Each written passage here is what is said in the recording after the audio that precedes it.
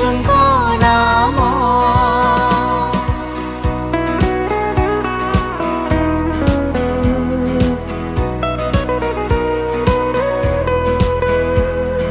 पाप शाप करे दूर यीशुଙ୍କ नाम।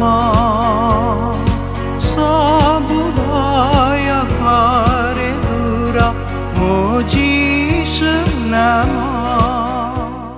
प्रिय श्रोता बंधु, प्रभु यीशु ख्रीष्टଙ୍କ महत् नाम रे आपनको शुभेच्छा। पवित्र बाइबल माथि लिखित सुसमाचार 16 अध्यायर 6 पदरे आमे एपरि पाठ करू। यीशु सेमानकु कहिले, सतर्क हुआ, फारुसी और साधुकी मानक खमीर ठारू सावधान होइथाओ।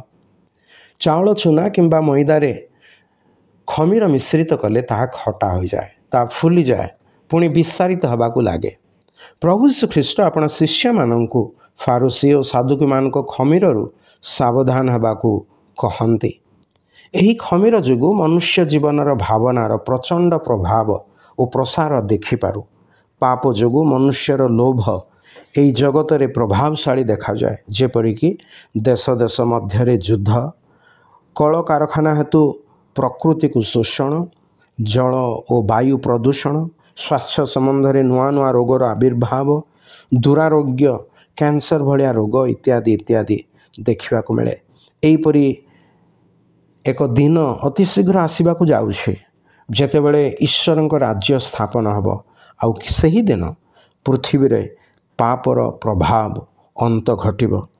सही राज्य रे सी प्रवेश करिब जे निजर पापर क्षमा प्राप्त होइअछि। मनुष्य जेपरि पाप क्षमा प्राप्त हब, सेथि निमंते प्रभु यीशु ख्रीष्ट मनुष्यर पापर बोझ आपे बहन करी क्रूसरे बळी हेले, पुणी तृतीय दिन रे मृत मानक मध्यरु उत्थित हेले, जेपरि जी केही तांकटारे विश्वास करे से परित्राण प्राप्त हब, पुणी ईश्वरंकर सहित पुनर्मिलित हब।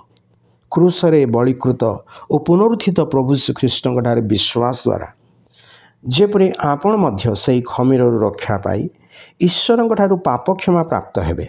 आपणक निमंते ईश्वरंक ठारे आमर प्रार्थना।